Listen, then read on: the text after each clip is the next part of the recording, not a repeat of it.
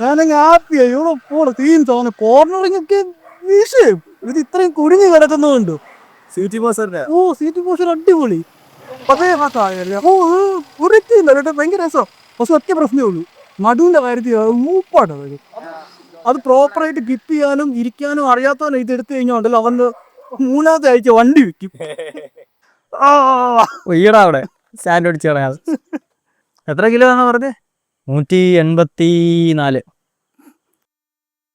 So ത്രക്സ്റ്റൺ 400. എന്തോ ഈ design എന്താ ഇത്? ഇതൊരു കഫേ റേസർ ഡിസൈനാണ്. കഫേ റേസർ എന്ന് പറഞ്ഞു കഴിഞ്ഞാൽ പുറത്തുള്ള സാധനം, നമ്മുടെ ഇവിടെ ഒന്നും അങ്ങനത്തെ ഇല്ല. ഒരു കഫേയിൽ നിന്നും മറ്റൊരു കഫേയിലേക്ക് ഒരു പറ്റം ആളുകൾ റേസ് ചെയ്യുന്നു, അല്ലെങ്കിൽ ഒരു സിഗ്നലിൽ നിന്ന് മറ്റൊരു ട്രാഫിക് സിഗ്നലിലേക്ക് ഒരു പറ്റം ആളുകൾ റേസ് ചെയ്യുന്നു. അതൊരു ചാമ്പ്യൻഷിപ്പോ കാര്യങ്ങളോ ഒന്നുമല്ല, ജസ്റ്റ് ഇല്ല, ജസ്റ്റ് ഫോർ എ ഫൺ. ലീഗിൽ മാത്രം ചെയ്യുന്ന ഒരാള്.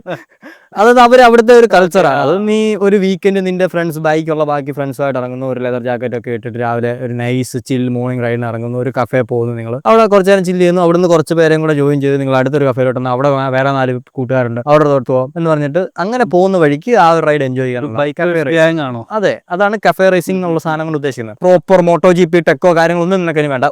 ഒരു സിമ്പിൾ ബൈക്ക് ആയിരിക്കും, പക്ഷെ അതിനെ നിനക്ക് കുറച്ചുകൂടെ സ്പോർട്ടി ആയിട്ട് ഓടിക്കാൻ പറ്റിയിട്ടുള്ള രീതിക്ക് ഡിസൈൻ ആക്കി മാറ്റി. പക്ഷെ ഞാൻ മറ്റേ നെറ്റിലൊക്കെ നോക്കിയപ്പോൾ കഫേ റേസേഴ്സ് അവർ ആക്ച്വലി ചെയ്യുന്ന വണ്ടിക്ക് വേണ്ടാത്ത എല്ലാ സാധനവും എക്സ്ട്രാ അഡീഷണൽ വെയിറ്റ് വരുന്ന സാധനം മൊത്തം പറിച്ചുകളെ ഇത്തിരി ഒരു ഫെയറിംഗ് ആക്കും, സിംഗിൾ സീറ്റ് ആക്കും, അങ്ങനെ സംഭവം. അപ്പോൾ അതേ സെയിം കൺസെപ്റ്റിലാണ് ഇത് ഇരിക്കുന്നത്. സെയിം കൺസെപ്റ്റ് ആണ്. പക്ഷേ നമുക്ക് അങ്ങനെ ഒരു പ്രോപ്പർ കഫേ റേസർ ഇവിടെ ഇറക്കിയിട്ട് എന്ത് കിട്ടാനാണ്? സോ അതിനെ മോഡേണൈസ് ചെയ്ത് നിനക്ക് യൂസബിൾ ആക്കി മാറ്റിയേക്കുന്ന ഒരു സാധനമാണ്. അപ്പോൾ ഇന്ത്യയിലെ ഫസ്റ്റ് കുഴപ്പമൊന്നും ട്രയംപിന് ഓൾറെഡി അവരുടെ 1200 ട്രക്ഷൻ ഉണ്ട്. അതിൽ നിന്ന് ഇപ്പൊ 400 പ്ലാറ്റ്ഫോം ഉള്ളതുകൊണ്ട് എന്നാ പിടിച്ചോ ഒരു ചെറിയ ഫെയറിംഗ് ഉള്ള സാധനം. ഈ കൺസെപ്റ്റ് ആണ്. അപ്പോൾ ഒന്നും ചെയ്തില്ല. അത് ചെയ്തേക്കുന്ന ഞാൻ 400 ലൈനപ്പിനെ എക്സ്പാൻഡ് ചെയ്തു. ആദ്യം സ്പീഡേ ഉണ്ടായിരുന്നുള്ളൂ, പിന്നെ നിനക്ക് കുറച്ചും കൂടെ കംഫർട്ടബിൾ ആയിട്ട് ലോങ് ടൂറിംഗ്, ഹൈവേ ടൂറിംഗിന് വേണ്ടി എക്സ് ഇറക്കി. സ്ക്രാമെക്സും ഒരുപാട് അക്സെപ്റ്റ് ആയതുകൊണ്ട് തന്നെ അത്, എന്നാൽ അത് നിനക്ക് അത്ര അഗ്രസീവായിട്ട് ഒരു ഓഫ് റോഡിലോട്ട് കൊണ്ടുപോകാൻ പറ്റാത്തതുകൊണ്ട് തന്നെ എക്സി ഇറക്കി. ഇത് കുറെ കൂടെ റോഡ് ഫോക്കസ്, ഹൈവേ, പ്യൂർ ഹൈവേക്ക് വേണ്ടിയുള്ള ഈ പറഞ്ഞ പോലെ ഒരു സാധനമാണ്. എഞ്ചിനും പ്ലാറ്റ്ഫോമും എല്ലാം എല്ലാത്തിന്റെ സെയിം ആണ്. അത് വീക്കിംഗ് മാറ്റും, ഫെയറിംഗ് മാത്രം അല്ലല്ല, അങ്ങനല്ല. ഇതിലിപ്പോൾ വന്നേക്കുന്നത് 3 piece clip on handle bar ആണ്. അതുപോലെ തന്നെ നിനക്ക് നോക്കിയാൽ മനസ്സിലാവും സീറ്റും ഹാൻഡിൽ ബാറും ഏകദേശം ഒരേ ലെവലിൽ തന്നെയാണ്. സോ നല്ല അഗ്രസീവായിട്ടുള്ളത് റൈഡേഴ്സ് ട്രയാങ്കിൾ ആണ് വന്നേക്കുന്നത്. ഇരുന്ന് കഴിഞ്ഞാൽ നമ്മൾ RC390 അല്ലെങ്കിൽ നല്ല R5 ഒക്കെ ഇരിക്കുന്ന പോലത്തെ ഒരു പോസ്റ്റർ ആ സാധനത്തിന് വന്നേക്കുന്നത്. അത്രയും ചിലപ്പോൾ കുത്തു ഫീൽ ചെയ്യത്തില്ലായിരിക്കും, എന്നാലും അത്യാവശ്യം നല്ലപോലെ അഗ്രസീവായിട്ടാണ് വണ്ടി ഇരിക്കുന്നത്. റിയർ സെറ്റ് ഫുഡ് ബെക്സ് വെച്ചിട്ടുണ്ട്. അതുതന്നെ ഇതിന്റെ റേക്ക് ആൻഡ് ട്രെയിൽ ആംഗിൾസ് ഒക്കെ കുറച്ചും കൂടെ അഗ്രസീവ് ആക്കിയിട്ടുണ്ട്, മറ്റേ സപ്പോർട്ട് ചെയ്യാനും വേണ്ടി പെയറിംഗും ആഡ് ചെയ്തിട്ടുണ്ട് എന്നുള്ളതാണ് വ്യത്യാസം. കൗള് അതിന്റെ സ്റ്റൈലിങ്ങിന്റെ ഭാഗമാണ്. ഇത് അല്ലാണ്ട് ബാക്കി സീറ്റും കിട്ടും, അത് മേടിക്കേണ്ട ആവശ്യമില്ല. ടെയിൽ ലൈറ്റ് മാറ്റിയിട്ടുണ്ട്, കുറച്ചുകൂടെ കോമ്പാക്ട് ആയിട്ടുള്ള ഒരു കഫേ റേസർ ഡിസൈനുമായിട്ട് നിൽക്കുന്ന ഒരു ടെയിൽ ലൈറ്റും ഷോർട്ട് ടൈപ്പ് ടെയിൽ ലൈറ്റും കാര്യങ്ങളൊക്കെ ആക്കിയിട്ടുണ്ട്. നല്ലതിനെ പറ്റി പറയുന്നതിനേക്കാളും നല്ലത് ചീത്തയെന്ന് ഞാൻ പറയത്തില്ല. മോശം ഇല്ല, നീ ഇങ്ങനെ ഒരു ബൈക്ക് കാണുമ്പോൾ നിന്റെ മനസ്സിൽ വരുന്ന ഒരു ചിന്ത എന്തായിരിക്കും? എങ്ങനെയായിരിക്കും ഇത് ഓടിക്കാൻ? സുഖമായിരിക്കും, അടിപൊളിയായിരിക്കും. അടിപൊളി എന്ന് പറഞ്ഞാൽ ഇൻ വാട്ട് സെൻസ് അടിപൊളി? ലുക്ക് ഉണ്ട്, എല്ലാവരും നോക്കും, രസമായിരിക്കും ഓടിക്കാനും. അതൊക്കെ കറക്റ്റ് ആണ്, ലുക്കും കാര്യങ്ങളും എല്ലാം ഉണ്ട്. പക്ഷെ സിറ്റിക്കകത്ത് ഇത് ഭയങ്കര അൺകംഫർട്ടബിൾ ആണ്. എന്നാന്ന് വെച്ച് കഴിഞ്ഞാൽ ഒന്ന് ഇരുപ്പിന് ഇതിലല്ലേ R5 ആളിരിക്കുമെങ്കിൽ R5 ഇത്രയും വെയിറ്റ് ഇല്ല, ഹെവി ആയിട്ടുള്ള ഒരു ബൈക്ക് അല്ല. അത് GT ഓടിച്ചിട്ടുണ്ട്, അത്രയും പോകത്തില്ല. അതിന്റെ R5 കമ്പയർ ചെയ്യില്ല, അങ്ങനെ പോലെ. ഇതിനകത്ത് എനിക്ക് മെയിൻ ആയിട്ട് തോന്നിയ വിഷയം സസ്പെൻഷൻ ഭയങ്കര സോഫ്റ്റാണ്. അതിനൊരു ഗുണം എന്നാന്ന് വെച്ച് കഴിഞ്ഞാൽ നിനക്ക് ബാഡ് റോഡ്സിൽ കൂടെ ഓടിക്കുന്ന സമയത്ത് ഭയങ്കര കംഫർട്ടബിൾ ആയിരിക്കും. ഫ്രണ്ട് ആൻഡ് ബാക്ക് നല്ല കംഫർട്ടബിൾ ആയിട്ടുള്ള സസ്പെൻഷൻ ആയിരിക്കും. സിറ്റിയിൽ നീ ടൈറ്റ് ട്രാഫിക്കിൽ ഓടിക്കുന്ന സമയത്തേക്ക് ഇപ്പൊ ബ്രേക്ക് പിടിക്കാന്ന് വെച്ചോ, ബ്രേക്ക് നല്ല ഷാർപ്പാണ്. ഫ്രണ്ട് നിനക്ക് 300mm ഡിസ്ക് വരുന്നുണ്ട്, 4 പിസ്റ്റൺ റേഡിയൽ കാലിപ്പർ വരുന്നുണ്ട്, സ്റ്റീൽ ബേർഡ് ലൈൻ വരുന്നുണ്ട്, സിൻഡേഡ് പാഡ് വരുന്നുണ്ട്. അങ്ങനെ ബ്രേക്കിംഗ് ഹാർഡ്വെയർ എല്ലാം ടോപ്പാണ്. അപ്പം തൊട്ട് കഴിഞ്ഞാൽ തന്നെ നല്ല ഷാർപ്പ് ഇനിഷ്യൽ ബൈറ്റ് കൊണ്ട് ആ ഒരു വെയിറ്റ് നന്നായിട്ട് ട്രാൻസ്ഫർ ആവുന്നുണ്ട്. ഡൈവ് ഭയങ്കരമാണ്. ഇങ്ങനെ കുനിഞ്ഞിരിക്കുന്നത് കൊണ്ട് അത് നിന്റെ കയ്യിലോട്ട് വരും. ശരിക്കും സസ്പെൻഷൻ നല്ല സോഫ്റ്റ്, കംഫർട്ടിന് വേണ്ടിയിട്ട് വെച്ചിരിക്കുന്ന ആയതുകൊണ്ട് തന്നെ പിടിച്ചു കഴിഞ്ഞാൽ ആ ഡൈവ് ഭയങ്കരമാണ്. ശരിയാ, ട്രാഫിക്ക് പോകുമ്പോൾ അപ്പൊ എന്നിട്ട് നീ വിട്ടിട്ട് നേരെ എടുക്കുമ്പോൾ ഇങ്ങനെ പോകുന്നു, വീണ്ടും പിടിക്കുമ്പോൾ ഇങ്ങനെ പോകുന്നു. നീ എത്ര ടാങ്ക് ഗ്രിപ്പ് ചെയ്ത് നോർമലായിട്ട് സ്പൈൻ നൂർത്തിരുന്നെന്ന് പറഞ്ഞാലും അത് ഭയങ്കര ഇംപ്രാക്ടിക്കലാണ്. അപ്പം നിനക്ക് ആ ഒരു ക്ഷീണം നിന്റെ നടുവിന് വരും. ഒരുപാട് ടൈം നീ സിറ്റിയിൽ സ്പെൻഡ് ചെയ്താൽ മാത്രം. 10 കിലോമീറ്ററിന്റെ കാര്യമല്ല പറയുന്നത്, ഫ്ലോയിങ് ട്രാഫിക്കിന്റെ കാര്യമല്ല പറയുന്നത്. Tight stop and go traffic. Road പണി നടക്കുവാണെന്നുണ്ടെങ്കിലും അല്ലെന്നുണ്ടെങ്കിലും ഭയങ്കര ട്രാഫിക് സിഗ്നൽ, ബാംഗ്ലൂർ പോലുള്ള സ്ഥലങ്ങളിൽ, കൊച്ചി തന്നെ ചില സമയത്ത് ഭയങ്കര ട്രാഫിക് സിഗ്നൽ ഉള്ള സമയത്ത് പിന്നെ നിനക്ക് ഇത് അങ്ങനെ പെട്ടെന്ന് എല്ലാതിന്റെ ഇടയ്ക്ക് എടുത്ത് വെട്ടിച്ച് കയറിക്കൊണ്ട് പോകാൻ പറ്റത്തില്ല. മനസ്സിലായില്ലേ? സ്പീഡ് നിനക്ക് പിന്നെയും കുറച്ചുകൂടെ പറ്റും, കാരണം നീ നൂന്നായിരിക്കും, നിനക്ക് ആ ഒരു ലെവറേജ് ഉണ്ട്. ഇതിന് അത്ര ഇല്ല. ഇത് കുറച്ചുകൂടെ ഡിസൈൻ ചെയ്യുന്നത് ഹൈ സ്പീഡ്സിൽ നിനക്ക് ആ കൗണ്ടർ യൂസ് ചെയ്തിട്ട് വണ്ടിയെ കിടത്തുക, എടുക്കുക, സ്ട്രേറ്റിൽ നല്ല സ്റ്റേബിൾ ആയിട്ട് പോവുക. കൗണ്ടർ സ്റ്റിയറിംഗ് നല്ല രീതിയിൽ അറിയാൻ പറ്റും, നല്ലപോലെ അറിയാൻ പറ്റുന്ന വണ്ടിയാണ്. അങ്ങനത്തെ ഒരു റൈഡ് എൻജോയ് ചെയ്യാൻ പറ്റും. അതുകൊണ്ടാണ് ഞാൻ പറഞ്ഞത് ഹൈവേക്ക് വിഷയമാണ്.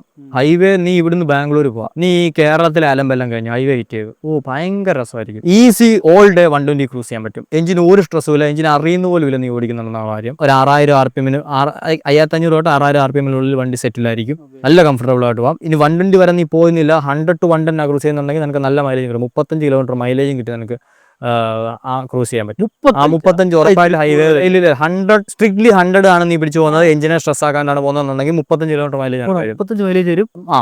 ഏറ്റവും ലീസ്റ്റ് നിനക്ക് സിറ്റിക്കകത്ത് ഈ ടൈറ്റ് ട്രാഫിക് അഗ്രസീവ് ആയിട്ടുള്ള സിറ്റിയിൽ എടുപ്പ് കാര്യങ്ങളെല്ലാം കഴിയുമ്പോഴത്തേക്ക് ഒരു 22-25 ആയിരിക്കും ഏറ്റവും ലീസ്റ്റ്. അപ് ടു 35 നിനക്ക് പ്രതീക്ഷിക്കാം. 38 ഒക്കെ കിട്ടിയാൽ ബാക്കി ഓടിക്കുന്ന ഒരു 80-90-100 പിടിച്ചാണ് നീ ഹൈവേ ക്രൂസ് ചെയ്യുന്നുണ്ടെങ്കിൽ എനിക്ക് ഉറപ്പാണ് ഈ പറഞ്ഞ ഒരു 38 ഒക്കെ വരെ പോകാൻ സാധ്യതയുണ്ട്. അല്ല ഇത് വണ്ടി മീൻസ് വണ്ടിയുടെ ക്രൂസിംഗ് സ്പീഡ് തന്നെ അത്രയാണ്.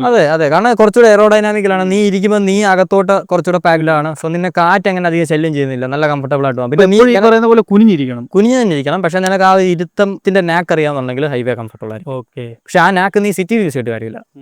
അതേ ഉള്ളൂ എനിക്ക് ഇതിനകത്ത് വേസ്റ്റ് ആയിട്ട് വന്നിട്ട കാര്യം. പക്ഷെ അതിനെ കുറ്റം വന്നിട്ടില്ല, കാരണം ഈ വണ്ടി എങ്ങനെയാണ് ഇതാരും ഈ വണ്ടി സിറ്റി നീ കംഫർട്ടബിൾ ആയിട്ട് ഓടിച്ചൊന്നും ഉണ്ടാക്കിയേക്കുന്നല്ല. പിന്നെ അതുപോലെ തന്നെ ഈ സിറ്റിക്കകത്ത് ഞാൻ വേറൊരു സംഭവം ശ്രദ്ധിച്ചായിരുന്നു, വളയ്ക്കുമ്പോൾ ഒരു 60 തന്നെ വളയ്ക്കുവാണെങ്കിൽ തന്നെ അൺഈവൻ ആണെങ്കിൽ ഭയങ്കരമായിട്ട് അൺസെറ്റിൽ. അത് ഞാൻ പറഞ്ഞില്ലേ, സസ്പെൻഷനും സോഫ്റ്റ് സെറ്റിംഗിലോട്ടാണ് നീ കംഫർട്ടബിൾ തന്നെ അത്ര അൺസെറ്റിൽ ഏത് സ്പീഡിലാണെന്നുണ്ടായാലും. എന്നാൽ സ്റ്റെബിലിറ്റിക്ക് ഒരു കുറവില്ല. പക്ഷെ നീ വണ്ടി അൺസെറ്റിൽ ചെയ്യാൻ നോക്കി കഴിഞ്ഞാൽ പെട്ടെന്ന് അൺസെറ്റിൽ ആകും. ഇപ്പൊ നീ നല്ല അഗ്രസീവായിട്ട് വന്നു, നീ ലൈറ്റ് ബ്രേക്ക് ഒക്കെ ചെയ്തിട്ട് കോർണർ എൻട്രി ഒക്കെ നോക്കുക, നടക്കൂല. അങ്ങനെ ചെയ്യുമ്പോഴത്തേക്ക് വണ്ടി പെട്ടെന്നാണ്, കാരണം ഫുൾ വെയിറ്റ് ഷിഫ്റ്റ് ആവും. അത് ആ സസ്പെൻഷൻ അത് ഹാൻഡിൽ ചെയ്യാനുള്ള ഹാർഡ്നെസ് ഇല്ല. അപ്പൊ അങ്ങനെ വെച്ചിട്ട് എടുക്കുമ്പോഴത്തേക്ക് വണ്ടി ഇങ്ങനെ. അതേസമയം നീ ഒരു മയത്തിൽ വന്നു 100-120 നീ വന്നെന്ന് വെച്ചോ, നിനക്ക് കോർണർ എടുക്കുന്ന ഒരു 70 വെച്ചോ, നീ ഇങ്ങനെ വന്നു, നിനക്ക് വേണ്ട ഗിയറിലോട്ട് ഇട്ടു, സ്മൂത്തായിട്ട് എടുത്തു നോക്ക്, പിടിക്കുന്ന ലൈനിൽ കൂടെ വണ്ടി പോകും, ഭയങ്കര രസമാണ്. നീ ഇതാണോ വേണം എന്നെ വേണം കാണിക്കാം. ഓക്കെ. പക്ഷെ പെട്ടെന്ന് വന്നിട്ട് എല്ലാം കൂടെ ഒന്ന് ചെയ്യാൻ നിന്ന് കഴിഞ്ഞാൽ നടക്കത്തില്ല. സ്പോർട്സ് ബൈക്ക് പോലെ അത്ര സ്പോർട്സ് ബൈക്ക് അല്ല ഇത്. It's a cafe race, more to comfort സൈഡാണിത്. അപ്പൊ അതിന് വേണ്ടിയുള്ള ഹൈവേയിൽ ഒഴുകും, റോഡിൽ കൂടെ ഒഴുകും, ലിറ്ററലി ഇങ്ങനെ ഫ്ലോട്ട് ചെയ്ത് പോകും വണ്ടി. 100-120 ഫ്ലോട്ട് ചെയ്യാം, അങ്ങനത്തെ ഒരു നേച്ചറുള്ള വണ്ടിയാണ്. ബ്രേക്സ് അടിപൊളിയാണ്, ഈ ബ്രെയിൻസും ടയറും പൊളിയാണ് അവിടുത്തേക്കുന്നത്, സ്റ്റീൽ ബ്രേസ് അവിടുത്തേക്കുന്നത് MRF-ന്റെ. അപ്പോൾ എത്ര ലൈഫ് ഉണ്ട്? ലൈഫ് കുറവായിരിക്കും, ഒരു 8 തൊട്ട് 10-12 കിട്ടത്തുള്ളൂ. ഓക്കെ, കുഴപ്പമില്ല, ഡീസന്റ് ലൈഫ്. അത് ഓടിക്കുന്ന പോലെ ഡിപ്പെൻസ്. നല്ല അഗ്രസീവ് ആണെന്നുണ്ടെങ്കിൽ മാക്സ് ഒരു 8 വരെയൊക്കെ പോകത്തുള്ളൂ. കാരണം നല്ല സോഫ്റ്റ് കോമ്പോ ഉണ്ട്. ബ്രേക്ക് പറഞ്ഞപ്പോഴാണ് ഭയങ്കര പ്ലേ ആ ബ്രേക്ക്. ഇതെന്നാ എനിക്ക് കഴിഞ്ഞു എന്തിനാ അത്ര പ്ലേ കൊടുത്തേക്കുന്നത്. ഇത് പറഞ്ഞപ്പോഴൊക്കെ അടിപൊളി, എന്നാ ശരി ആയിക്കോട്ടെ ഒന്ന് പിടിച്ചു നോക്കാന്ന് പറഞ്ഞപ്പോ ഇതെന്നാ. പക്ഷേ നീ അത് ആദ്യം പിടിക്കുമ്പോഴേ നല്ല ബുദ്ധിമുട്ടുള്ളൂ. പക്ഷെ ഒരു അപ്ലൈ ആവത്തില്ല എന്ന് വിചാരിച്ചിട്ട് കുറച്ചുകൂടെ ഞെക്കി പിടിക്കും, ഒറ്റ ബൈറ്റ് ഭയങ്കര ബൈറ്റാണ്. പിന്നുള്ളതാണ് ഈ ബ്രേക്കിന്റെ സ്റ്റോപ്പിംഗ് പവർ നിനക്ക് അത്ര കോൺഫിഡന്റ് ആയിട്ട് ഫുള്ള് ഈ അഗ്രസീവായിട്ട് യൂസ് ചെയ്യാൻ പറ്റത്തില്ല, സസ്പെൻഷൻ സോഫ്റ്റ് ആയതുകൊണ്ട്. പക്ഷെ നന്നായിട്ട് വണ്ടി സ്റ്റോപ്പ് ആവും, ഇല്ലെന്നല്ല ഞാൻ പറയുന്നത്. ബ്രേക്സ് രണ്ടും അടിപൊളി, ബാക്ക് നല്ല ബൈറ്റും ഫീഡ്ബാക്കും ഉള്ള ബ്രേക്കാണ്. ബാക്ക് ചവിട്ടിയാണ് ബാക്ക് സിറ്റിയിൽ അടിപൊളിയാണ്. സിറ്റി വണ്ടി കാരണം സിറ്റി ഫ്രണ്ട് പിടിച്ചാലാണ് ആ വെയിറ്റ് ട്രാൻസ്ഫർ ഭയങ്കരമായിട്ട് ഫീൽ ചെയ്യുന്നത്. ബാക്ക് ടാപ്പ് ചെയ്യുകയാണെന്നുണ്ടെങ്കിൽ പിന്നെ വണ്ടി സ്റ്റേബിളാണ്, പിടിച്ച് നിർത്ത്. ആ സ്പീഡിലൊക്കെ എന്തോ വേണം സ്റ്റേബിൾ ആക്കാൻ പറ്റുന്നുണ്ട്. നല്ല ബാക്ക് ബ്രേക്കും കൂടെ. ഞാൻ വിചാരിച്ചു മറ്റേ മരത്തടി ഒമിനറൊക്കെ പോയോ, അത് വൻ മരത്തടി, പല KTM ഒക്കെ മരത്തടി, അത് വെറുതെ ഒരു ഭംഗിക്കിരിക്കുന്ന ബാക്ക് ബ്രേക്കാണ്. പക്ഷെ ഇതിലങ്ങനല്ല, ഇതിൽ നിനക്ക് പറ്റും. നേരെ 80 പോയിട്ട് നിർത്താനൊന്നും നോക്കരുത്, വെറുതെ. സീറ്റ് ഭയങ്കര റൂമി സീറ്റാണ്. പക്ഷെ സിറ്റി പോയാൽ നീ എവിടെ കയറി ഇരുന്നെന്ന് പറഞ്ഞാലും അവസാനം നീ ഇവിടെ വന്നിരിക്കും. പക്ഷേ ഹൈവേയിലോട്ട് പോകുമ്പോഴത്തേക്ക് നീ ഒന്ന് കൈ കൊടുത്തെടുക്കുക, നിനക്ക് 100-120 അല്ല ഒന്ന് പിടിക്കണം. നിനക്ക് ബാക്കിലോട്ട് ഇറങ്ങി ഇരുന്നാൽ നമ്മൾ വിചാരിക്കും തീർന്നില്ലേ സീറ്റിൽ നിന്ന്. ഇവിടെ നന്നായിട്ട് വണ്ടിക്ക് അകത്ത് നമ്മൾ വരും. അത്യാവശ്യം നല്ല ഈ പറഞ്ഞ 100+ സ്പീഡ്സിൽ നമുക്ക് വിൻഡ് റെസിസ്റ്റൻസ് അധികം വരുന്നില്ല. ഫെയറിങ് അങ്ങ് മണ്ടയ്ക്കൂടെ കയറ്റി അങ്ങ് വരുന്നുണ്ട്. എൻ്റെ ഒരു ഹൈറ്റ് എനിക്ക് ഓക്കെയാണ്, നല്ല രസമാണ്. സെറ്റാണ്. ഇതെങ്ങനെയുണ്ട്? മിറർ വിസിബിലിറ്റി അടിപൊളിയാണ്, എങ്ങും നിന്നെ തടസ്സം വരുന്നില്ല ബാറിൻ്റെ ആയതുകൊണ്ട്. സ്റ്റാർട്ടിങ് ഇത്തിരി ബുദ്ധിമുട്ട്. സ്റ്റാർട്ടിങ് എന്താ വിഷയം എന്ന് വെച്ചാൽ, ഇപ്പൊ ഞാൻ സ്ഥിരം ഉപയോഗിച്ചോണ്ടിരിക്കുന്ന വണ്ടിയാണ്. ഞാൻ എന്റെ ആവശ്യത്തിന് വേണ്ടി ഇതിപ്പോ സെറ്റ് ചെയ്ത് വെച്ചു. പെട്ടെന്ന് നീ ഒന്നും വണ്ടി മാറി ഓടിച്ചു, ആ സമയത്ത് നീ കയറിയിട്ട് നീ ഇത് അഡ്ജസ്റ്റ് ചെയ്യാൻ പാടാം. കാരണം 100 ഇരുന്ന് എനിക്ക് അഡ്ജസ്റ്റ് ചെയ്യാൻ പറ്റില്ല. അപ്പം വിഷം നീ നിന്റെ എങ്ങനെയാണോ ഓടിക്കുന്നത് അതുപോലെ ഇരുന്നിട്ട് ഞാൻ നോക്കുമ്പോൾ 100 അഡ്ജസ്റ്റ് ചെയ്തപ്പോൾ 100 അഡ്ജസ്റ്റ് ചെയ്താൽ നീ കുഞ്ഞി കിടക്കുമ്പോഴത്തേക്കും അറ കാണും.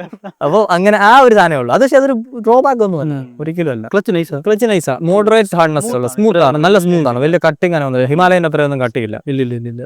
എഞ്ചിൻ നല്ല സ്മൂത്താണ്, നല്ല ലോ ആൻഡ് ടോർക്ക് ഉണ്ട്. ഈ പറഞ്ഞ പോലെ 6th ഇട്ടിട്ടാണെങ്കിലും സിറ്റി കൂടെ വേണം നമുക്ക് ഓടിക്കാം, പറ്റും, വേണേ പോകും. പക്ഷെ അവിടെ നിന്ന് വണ്ടി അത്ര പൊക്കോ നീ വേണേ അതിനുള്ളതേ ഉള്ളൂ. അല്ലാണ്ട് അവിടെ നിന്ന് വലിച്ച്, കാരണം ഓർഡർ ഇച്ചിരി ലെങ്ത് കയറാണത്. 5th വരെ സെറ്റാണ്. 5th ഇട്ട് നിനക്ക് വേണമെന്നുണ്ട് 40-35 തൊട്ട് വേണമെന്നുണ്ട്. സെക്കൻഡിൽ നിന്ന് തന്നെ എടുക്കാൻ പറ്റും, സെക്കൻഡിൽ നിന്ന് നിർത്തി എടുക്കാം. ഫസ്റ്റ് ഒന്നും ഇടണ്ട. അത് സിറ്റിയിൽ ഒരു ഗുണം അതാ, സിറ്റിയിൽ ഇത്രയും പാടാണെങ്കിൽ തന്നെ ഫസ്റ്റിൽ ഇടേണ്ട കാര്യമില്ല. സെക്കൻഡിൽ തന്നെ നിനക്ക് ക്ലച്ച് താങ്ങി പോകാം. ക്ലച്ചിന് അധികം താങ്ങണ്ട, വിട്ടാൽ തന്നെ വണ്ടി പോകും. നെറ്റ് ഞാൻ ഇതിന്റെ വീഡിയോ ഉണ്ടോ, സ്ക്രാംബ്ലറിന്റെ 6th ഇട്ടിട്ട് ഫ്രം സ്റ്റാൻഡ് സ്റ്റിൽ എടുത്ത് പോകും വണ്ടി. പോകും വണ്ടി. അതുപോലെ ടോർക്ക് ഉണ്ട്. അത് 7500 ലെവലാണ് മാക്സ് പ്രൊഡ്യൂസ് ചെയ്യുന്നത്. അപ്പം നിനക്ക് ഓൾറെഡി അതിന്റെ 80% ടോർക്കും നിനക്ക് ലോവർ RPM ഫ്രം 2000 RPM കിട്ടുന്നുണ്ട്. അപ്പോൾ ഐഡിൽ കിടന്നാൽ തന്നെ വണ്ടിക്ക് നല്ല ടോർക്കും. അപ്പോൾ ഞാൻ ചോദിക്കട്ടെ, ഈ പവർ ഇപ്പൊ കൂട്ടിയപ്പോൾ എന്തെങ്കിലും വ്യത്യാസമുണ്ട്? പവർ കൂട്ടിയപ്പോൾ നിനക്ക് ടോപ്പിൻ്റെലോട്ട് കുറച്ചുകൂടെ അഗ്രഷൻ ഫീൽ ചെയ്യും. അഗ്രഷൻ ഉണ്ട് കുറച്ചും കൂടെ. പക്ഷേ ഒരു 8000 കഴിയുമ്പോൾ വൈബ്രേഷൻ സ്റ്റാർട്ട് ചെയ്യും. 8000 കഴിയുമ്പോഴത്തേക്ക് നിനക്ക് ആ ഒരു ബസ്സിനസ് ഫീൽ 7000 RPM കംപ്ലീറ്റ് ടോർക്ക് തന്നു. പിന്നെ BHP കാലികളിലോട്ട് പോയി. അത് 9000 വരെ ഉണ്ട്. 8 to 9 നിനക്ക് വൈബ്രേഷൻ ഉണ്ട്. ആ ഒരു റെഡ് ലൈൻ ഏരിയ അതെന്തോ റെസൊണൻസ് ഏരിയ ആണോ അതോ അല്ല, എഞ്ചിൻ സ്ട്രെസ്ഡ് ആവുന്ന സ്ഥലമാണത്. പക്ഷെ നീ ഗ്രാജുവൽ ആയിട്ടാണ് ആ സ്പീഡ്സിലേക്ക് പോകുന്നത്. അതായത് നീ ഒരു ഓരോ ഗിയറിനെയും പീക്ക് ഔട്ട് ചെയ്തല്ല പോകുന്നത്. നീ നോർമലി റോളിംഗ് ആയിട്ട് നമ്മൾ അങ്ങനെ എടുക്കുകയാണെന്നുണ്ടെങ്കിൽ പിന്നെ സ്മൂത്താണ്. സ്റ്റാൻഡ് സ്റ്റിൽ നീ ഓരോ ഗിയറിലും അത് പോവാണെന്നുണ്ടെങ്കിൽ നിനക്ക് ആ സ്പീഡ്സിൽ കുറെ കൂടെ വൈബ്രേഷൻസ് എങ്ങനെ? വൈബ്രേഷൻ അല്ല, തരിപ്പാണ്. നമുക്ക് ഹാൻഡിൽ ബാർ എവിടെയൊക്കെ നമുക്ക് ബോഡി കോൺടാക്ട് വരുന്നുണ്ടോ അവിടെ സീറ്റിൽ ഒഴിച്ച് ബാക്കി എവിടെയൊക്കെ ബോഡി കോൺടാക്ട് ചെയ്യുന്നുണ്ടോ അവിടെ എല്ലാം ഫീൽ ചെയ്യാൻ പറ്റും. പ്രത്യേകിച്ച് ടാങ്കെ നല്ലപോലെ അറിയാൻ പറ്റും. അപ്പോൾ ഹീറ്റിംഗ് എന്ന് ഞാൻ പറയത്തില്ല, വാം ആവും. ഇത് 400cc എഞ്ചിനാണത്. അത് ഹീറ്റ് പ്രൊഡ്യൂസ് ചെയ്യും. എല്ലാം വരും. പക്ഷെ അത് റൈഡറിന് ബുദ്ധിമുട്ടാവുന്നില്ല. സീറ്റിലോട്ട് കയറുന്നില്ല, ടാങ്കിലോട്ട് കയറുന്നില്ല, കാറ്റ് നേരെ നിന്റെ കാലയിലോട്ട് അടിക്കുന്നില്ല. പിന്നെ ആകെ നീ ഹീറ്റ് മനസ്സിലാക്കുന്നത് ഇതുപോലത്തെ ജീൻസോ അല്ല, ഷോർട്സ് ആണെങ്കിൽ ഉറപ്പായിട്ട് ഇടും. ജീൻസ് ആണെങ്കിൽ തന്നെ ജീൻസ് എനിക്ക് ഇവിടെ അടിച്ചു. ട്രാഫിക്കിൽ നീ 5:10 പോകുമ്പോഴത്തേക്ക് നിനക്ക് കാലിന്റെ ആ പറഞ്ഞ പോലെ 10 to 25 റേഞ്ചിൽ ഇങ്ങനെ നിർത്തി. ചൂടല്ല, ചൂട് ഒരു കാറ്റ് തട്ടും. ഇല്ല, അത് അറിയാൻ പറ്റും. എഞ്ചിൻ ഓൺ ആണ്, അത് പ്രവർത്തിച്ചുകൊണ്ടിരിക്കുകയാണോ. പക്ഷെ എനിക്ക് ഏറ്റവും ഇഷ്ടപ്പെട്ട കാര്യം ഇതിന്റെ റേഡിയേറ്ററിന്റെ കാറ്റ് ബ്ലോ ചെയ്യുന്ന സൈഡിലോട്ടാണ്. എന്ന് വെച്ചാൽ നമ്മുടെ നേരെ 90 ഡിഗ്രി സൈഡിലോട്ടാണ്. ഇങ്ങനെ വണ്ടിയിൽ നിന്ന് വെളിയിലോട്ട് അങ്ങ് തള്ളിക്കളി. പക്ഷെ വിഷയം എന്നാ, നിന്റെ സൈഡിൽ ആക്റ്റീവ് കാരണോ സ്പ്ലെൻഡർ കാരണോ ഇപ്പൊ അവന്റെ കാല് പൊള്ളും.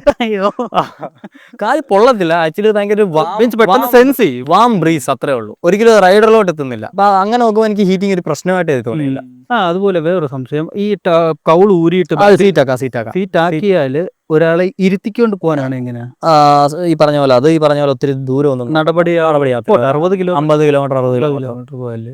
കാരണം വണ്ടിക്ക് നല്ല ആക്സലറേഷൻ ഡീസലറേഷൻ ഫീൽ ചെയ്യും. കുറെ ഇരിക്കുന്ന ആൾ നല്ലതാണ് ഇഷ്ടപ്പെടും. അല്ല, ഞാൻ ഈ ഹൈവേയിലൊക്കെ പിന്നെ കുഴപ്പമില്ല, സ്മൂത്ത് ആയിരിക്കും നമ്മള് ഹൈവേ ഇരിക്കാം. എന്നാലും അത് ആ ഒരു ഇരുത്തം നിനക്ക് ഒത്തിരി ഇരിക്കാൻ ചെറിയ സീറ്റാണ്. അങ്ങനെ ഇരുന്ന് പോകണമെന്നുണ്ടെങ്കിൽ നീ സ്ക്രാമ്പിൾ എടുക്കുക. വിഷ്വൽ സീറ്റാണ്, നല്ല വാലിപ്പോള്ള സീറ്റാണ്. ബാക്ക് സീറ്റ് നല്ല കംഫർട്ടബിൾ ആയിരിക്കും. ഇതിപ്പോ ഉള്ളതിൽ ഏറ്റവും എക്സ്പെൻസീവ് വണ്ടിയാണ് ഇത്. അല്ല, അത് എക്സി ആണ് എക്സ്പെൻസീവ്. ഇത് അതിന്റെ സ്ക്രാംബ്ലറിന്റെയും അത് സ്പീഡിന്റെ മേല് വരും. സ്പീഡിന്റെ സ്ക്രാംബ്ലറുടെ ഇടയിൽ.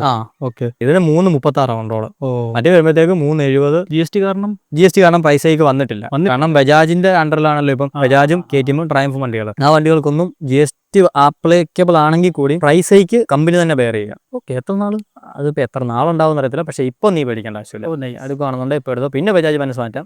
കാരണം ബജാജ് പറയുന്നത് ഇത്രേ ഉള്ളൂ, ഞങ്ങൾക്ക് ചെറിയ വണ്ടികൾ വിറ്റ് ചെയ്യണമെന്നുണ്ടെങ്കിൽ അത് മേക്കപ്പ് ചെയ്യാം. ഞങ്ങൾ വെറുതെ ഈ വണ്ടികൾ എടുക്കുന്ന ഞങ്ങളുടെ കസ്റ്റമറിന്റെ മേലോട്ട് ആ ഒരു ഇത് കൊടുക്കുന്നില്ല. മാത്രമല്ല അങ്ങനെ കൂടിക്കഴിഞ്ഞാൽ പിന്നെ നല്ലപോലെ സെയിൽസ് ഡൗൺ ആവും. എനിക്ക് തോന്നുന്നു 400cc ഏറ്റവും വില കുറഞ്ഞ വണ്ടി അവരുടെ മറ്റേ NS അല്ലേ, NS400. അതിനും കൂട്ടിയിട്ടില്ല. വെറുതെ അതിന് കൂട്ടിയിട്ടില്ല. ബജാജിന്റെ വണ്ടിയല്ലേ. Bajaj KTM Triumph model. ഇതൊക്കെ മറ്റേ 3 lakhs സെക്ടർ പോകണല്ലോ. അത് 2.5 നിൽക്കുന്നത്. അപ്പം പ്രൈസിനകത്ത് ആ ഒരു വ്യത്യാസം വരുന്നില്ല. അപ്പൊ അങ്ങനെ നോക്കുമ്പോഴത്തേക്ക് ഭയങ്കര നൈസ് ഡീലായിട്ടാണ് എനിക്ക് ഫീൽ ചെയ്തത്. എല്ലാവർക്കും ഒന്നും പറ്റുന്ന വണ്ടിയല്ല. ഞാൻ ചോദിക്കാൻ വരുമായിരുന്നു, എക്സോസ്റ്റ് എങ്ങനെയുണ്ട് അതും കൂടെ ഒന്ന് പറഞ്ഞു. പോളി സാധനം നല്ല സൗണ്ടാണ്, കിടുക്കുന്ന. അത് പൊട്ടു നിനക്ക്. നീ ഒന്ന് ശ്രദ്ധിച്ചാൽ എനിക്ക്, അതായത് നീ ഇപ്പം തേടലൊക്കെ വിട്ട് ഞാൻ ആ സാധനം കേൾക്കും. ഭയങ്കര സ്വീറ്റാണ്. തമ്പിയാണ്.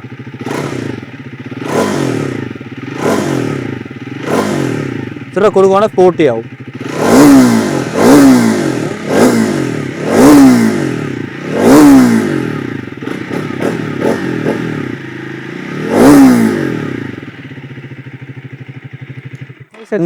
മറ്റേതിലോട്ടൊക്കെ തന്നെ സ്പീഡിലോട്ടൊക്കെ തന്നെ. സ്ക്രാമിന്റെ അത്ര അല്ല, സ്ക്രാം ഡുവൽ പോർട്ട് വരുന്ന ചെറിയൊരു ചേഞ്ച് ഉണ്ട്. സ്പീഡിന്റെ ഓൾമോസ്റ്റ് സിമിലർ സൗണ്ട് തന്നെ വന്നേക്കുന്നത്.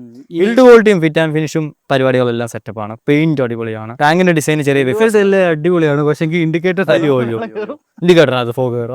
അത് ബജാജിന്റെ ഒരു ശാപമാണ്. ഇത് ഡോമിനാറിന്റെ ഇൻഡിക്കേറ്റർ അല്ല. അതെ, യൂണിവേഴ്സൽ അവർക്ക്. ഇതിനവര് ആക്സസറി ഒരെണ്ണം കൊടുക്കുന്നുണ്ട്, മറ്റേ ബുള്ളറ്റ് ടൈപ്പ് ഒരു സാധനം. അപ്പൊ അത് ഇതിന്റെ റെട്രോ ലുക്കോട്ട് കുറച്ചുകൂടെ ചേർന്ന് നിൽക്കുന്ന ഒരു സാധനമാണ്. Angle change. അപ്പൊ ഇത് ആരൊക്കെ ഇനി എടുക്കണം? നീ ഇപ്പം ജോലിക്ക് പോവാ, നീ എന്നും കാറിനൊക്കെ ആയിരിക്കും പോകുന്നത്. ഓക്കെ, നിനക്ക് വീക്കെൻഡ് റൈഡ് ഒന്ന് എൻജോയ് ചെയ്യണം. നിനക്ക് ബൈക്കൊക്കെ ഇഷ്ടമുള്ള ഒരാളാണ്, നിനക്ക് വീക്കെൻഡ് റൈഡ്സ് എൻജോയ് ചെയ്യണമെന്നുണ്ടെങ്കിൽ മൂന്നാർ വട്ടവട അവിടെ പോകണമെന്നുണ്ടെങ്കിൽ ഇത് എടുത്തുകൊണ്ട് പോവാം. സിറ്റീസിലും ഹൈവേസിലും വിഷയം മതിയാ. ഓക്കെ, സിറ്റിക്കകത്ത് അധികം കിടന്ന് കളിക്കായിരുന്നു. അങ്ങനെയാണ് നിന്റെ ഉപയോഗങ്ങളിൽ നൈസാണ്. അത് നിനക്ക് മുറ്റത്തൊരു വണ്ടി ഇരുന്നാൽ കൊള്ളാം. I am proud of my bike ഫീലും കിട്ടും. നാല് വരുന്നു കൊള്ളാം, ഇതേതാ വണ്ടി, ഈ ചോദ്യവും കിട്ടും. വഴിയെ പോകുമ്പോഴും ഇതേതാ വണ്ടി, ഈ റിയാക്ഷൻ ലിമിറ്റഡ് ആയതുകൊണ്ട് ഇഷ്ടംപോലെ റിയാക്ഷൻസ് കിട്ടും. ഈ റിയാക്ഷനും കിട്ടും. പിന്നെ മൊത്തത്തിൽ ഈ പറഞ്ഞ പോലെ ഒരു ചെറിയ സ്പോർട്ടി ആയിട്ടുള്ള ഒരു ടൂറിങ് ആഗ്രഹിക്കുന്നവർക്ക് നല്ലൊരു വണ്ടിയാണ്. പോലീസ് പിടിച്ച് നിർത്തുവോ എന്തോ കാര്യത്തിന് മോഡ് ചെയ്തേക്കോ? എന്തോ മോഡ് ഓടിക്കിട്ട് തൊട്ട് കൊടുക്കണം അല്ലേ? അവർക്ക് വിവരം ഇല്ലാതെ ഇപ്പൊ നമ്മൾ എന്തോ ചെയ്യാനാണ്? കോളേജ് പിള്ളേർക്ക് പറ്റുമോ? പറ്റും. ഇപ്പൊ GT650 ഒക്കെ എടുക്കുന്നുണ്ടല്ലോ, അവർ കുറച്ചുകൂടി ഇതെടുത്താൽ കുറച്ചും കൂടെ കുഴപ്പമില്ലാണ്ട് പോകാൻ പറ്റും. ഓക്കെ. കാരണം അതിന്റെ അത്ര ഹെവി അല്ല, അതിന്റെ അത്രയും എന്താ പറയുക, ഹീറ്റിങ്ങിന്റെ സീൻ ഇല്ല. അപ്പൊ അങ്ങനത്തെ കുറെ ഗുണങ്ങളുണ്ട്. ആരത് എനിക്കറിയത്തില്ല, ഏതോ വാവച്ചിയും അതിൽ നോക്കി എനിക്ക് ബാക്കി പറ. ഓക്കെ, അങ്ങനെ കിട്ടും. ഇത് ഞാൻ കട്ട് ചെയ്ത് കളഞ്ഞിട്ട്. എന്താ മോനെ, കേരള ടു ബാംഗ്ലൂർ ബാക്കിൽ ലഗേജ് കാര്യം ചെയ്ത് പോകാൻ പറ്റുമോ? ചെയ്തോണ്ടോ ചെയ്തുകൊണ്ട് ചെയ്യാതെ എന്തിനാ ബാക്കിലൊന്നും ഇടായിരിക്കും. പാടാ. ഇത് നീ കഫേ റേസർ ഓടിക്കുന്ന ഒരു ലെതർ ജാക്കറ്റ് ഒക്കെ ഇട്ട്, അതെ, ലെതർ ജാക്കറ്റ് ഇട്ടിട്ട് ബാക്കിലിട്ട് നിന്നെ അവിടെ നിന്നെ നടു കാണത്തില്ല. അവിടെ പിന്നെ നേരെ നീ വല്ല വൈദ്യശാലയെ കൊണ്ടുവച്ച് നിന്നെ അവിടുന്ന് അവര് നൂർത്തെടുപ്പിക്കണം, പേപ്പറൊക്കെ നോക്കുന്ന പോലെ. അത് എന്താ, ബാക്കിൽ എന്തെങ്കിലും കിടന്നാൽ നമ്മൾ പുറത്ത്, അത് ഇതുപോലത്തെ സ്പോർട്സ് ബൈക്സ് എല്ലാം നമുക്ക് കിട്ടും. അങ്ങനെ ഓടിക്കാനേ ഡിസൈൻ ചെയ്യുന്ന ഒരു സാധനമല്ല. നിന്റെ ഗതികേട് കൊണ്ട് നീ ബാക്കും വെച്ചുകൊണ്ട് പോകുന്നതായിട്ട് ഡിസൈനേഴ്സ് എന്ത് വരച്ചണം. ഓക്കെ. നിനക്ക് അങ്ങനെ പോകണമെന്നുണ്ടെങ്കിൽ നീ ഒരു അഡ്വഞ്ചർ ബൈക്ക് വാങ്ങിക്കും. സോ വിസിബിലിറ്റി ഹെഡ് ലാമ്പിന് നീ വലിയ ബിസി സ്ട്രീറ്റ് അല്ലെന്നുണ്ടെങ്കിൽ നല്ല വിസിബിൾ ആയിരിക്കും. നല്ല പിച്ച് ഡാർക്ക് ഏരിയ വിസിബിൾ ആണല്ലോ, സ്പീഡൊക്കെ നല്ല ഇന്റൻസിറ്റി ഇച്ചിരി ഇന്റൻസിറ്റി ആണ്. ഈ കാലത്ത് TVSന്റെ വണ്ടികൾക്ക് നല്ല ഇന്റൻസിറ്റിയാണ്. പക്ഷേ ഈ ഇതിലോട്ട് വൈഡ് ത്രോ എല്ലാം ഉണ്ട്, വൈഡും ഉണ്ട്, ലോങ്ങും ഉണ്ട്. പക്ഷേ കുറച്ചുകൂടി ഇന്റൻസ് ആവണം. ഇപ്പൊ റോഡിൽ എന്തെങ്കിലും ഇച്ചിരി കല്ലോ കാണാൻ നിനക്കത് അങ്ങോട്ട് ഒരു ഭംഗിയാണ്, നീ എന്റെ കണ്ണിന്റെ ആണെന്ന്. അപ്പൊ തന്നെ ബ്രേക്ക് പിടിക്കും, ഭംഗിയുണ്ട്. കുറച്ചുകൂടി ഇന്റൻസിറ്റി വേണം, അവർ കുറച്ചുകൂടെ കൊള്ളാം. ഓക്കെ. ഒരു കിടിലൻ ചോദ്യം വന്നിട്ടുണ്ട്. വിജിത്ത്, ഈ ബൈക്ക് പൾസർ 220 പോലെ ഇല്ലേന്ന്? അത് ബ്രോ ഈ ഒരു സെമി ഫെയറിങ് കണ്ടിട്ട് ആൾക്കാർക്ക് തോന്നാവുന്നതാണ്. അത് ഒരു കോമൺ ആണ്. കാരണം ഈ ഡിസൈൻ നമ്മൾ ഇവിടെ ആകെ 220 നമ്മൾ കണ്ടിട്ടുള്ളൂ. ഈ സെമി ഫെയറിംഗ് എന്നുള്ള വാക്ക് ഒഴിച്ച് നിർത്തി കഴിഞ്ഞാൽ 220 പാട്ടിന്റെ ഒരു ബന്ധമില്ല. ബജാജ് രണ്ട് വണ്ടി ഉണ്ടാക്കുന്നത് അതും ഉള്ളൂ അവർ തമ്മിലുള്ള സിമിലാരിറ്റീസ്. ഡെവിൽ ലോർഡ് R1 ചോദിച്ചേക്കുവാണ്, ഫ്രണ്ട് ബ്രേക്ക് ഫ്ലൂയിഡ് കണ്ടെയ്നർ ഇല്ലേ ബ്രോ, അത് സ്പീഡ് T4 ആഡ് ചെയ്യാൻ പറ്റുമോ എന്ന്? ഇതായിട്ട് വെച്ച് വെക്കാൻ പറ്റുമെന്ന് എനിക്ക് തോന്നുന്നില്ല. മിക്കവാറും ഈ ഫുള്ള് മാസ്റ്റർ സിലിണ്ടർ യൂണിറ്റൂടെ മാറ്റിയാൽ പറ്റും. അല്ല, അതെന്തിനാ മാറ്റിയത്? കുരുകൊച്ചു ലുക്ക് അല്ലേ ഇതുകൊണ്ട്, ഇത് വേറെ ആയിട്ടല്ലേ നിൽക്കുന്നത്, മറ്റേ സൂപ്പർ ബൈക്കിലൊക്കെ വരുന്ന പോലെ. പിന്നെ വേറെ ഏതെങ്കിലും ഒരെണ്ണം മേടിക്കുമ്പോൾ എന്നാലും മതി. ചിങ്ങഴിച്ച് വെച്ചാൽ വല്ല പടമായിട്ട്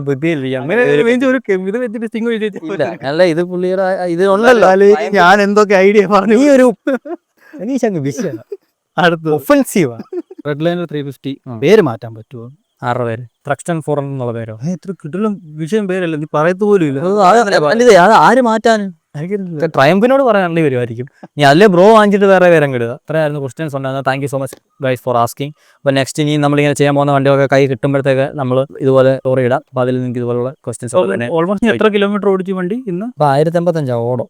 ഓക്കെ, 161 ഞാൻ ടോട്ടൽ ഇതുവരെ ഓടിച്ചിട്ടുണ്ട്. ഇന്നലെ അവിടെ നിന്ന് ഇങ്ങോട്ട് 136 കിലോമീറ്റർ ആയിട്ടുണ്ട്. ടോട്ടൽ 161 കിലോമീറ്റർ വരെ ഓടിച്ചു. തിരിച്ചിനി അങ്ങോട്ട് വരും 130 കിലോമീറ്റർ. അപ്പോൾ 300 കിലോമീറ്റർ എടുത്തോ 2 ദിവസം കൊണ്ട് 300 കിലോമീറ്റർ. അത് മിക്സ്ഡ് കണ്ടീഷൻ ആയിരുന്നു, നൈറ്റിലുമാണ്. Thank you so much Triumph Kochi for providing this bike for review. നിങ്ങൾക്ക് ഈ വണ്ടി നല്ല ട്രയംഫിന്റെ ഏത് വണ്ടി 400 തുടങ്ങി അങ്ങ് 1200 വരെയുള്ള ഏത് വണ്ടിയും ടെസ്റ്റ് ചെയ്യാനോ ബുക്ക് ചെയ്യാനോ വാങ്ങിക്കാനൊക്കെ ആഗ്രഹമാണെങ്കിൽ ട്രയംഫ് കൊച്ചി കോൺടാക്ട് ചെയ്യാനാണ്. ഇത്രയൊക്കെ ഉള്ള കാര്യങ്ങൾ. Guys, thanks for watching. നമസ്കാരം. Subscribe for more. Follow us on Instagram. ചാണകത്ത് ചവിട്ടി നീ എപ്പോൾ വീഡിയോ എടുക്കും? വിരൾ ഇനി എടുക്കാം.